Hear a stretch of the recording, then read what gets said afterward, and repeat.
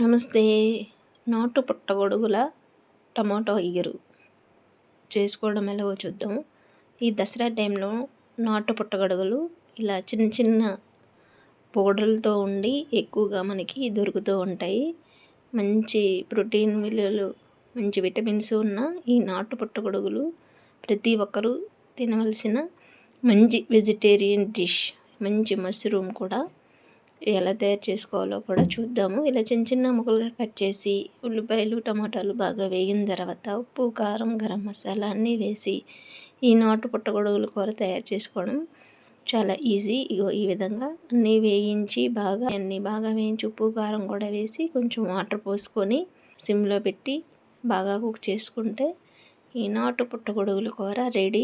మంచి మాంసకృతులు ఉన్న వెజిటేరియన్ డిష్. ఫ్రెండ్స్, మీలో ఎంతమందికి ఈ నాటు పుట్టగొడుగులు అంటే ఇష్టమో కామెంట్ చేయండి. Bye bye.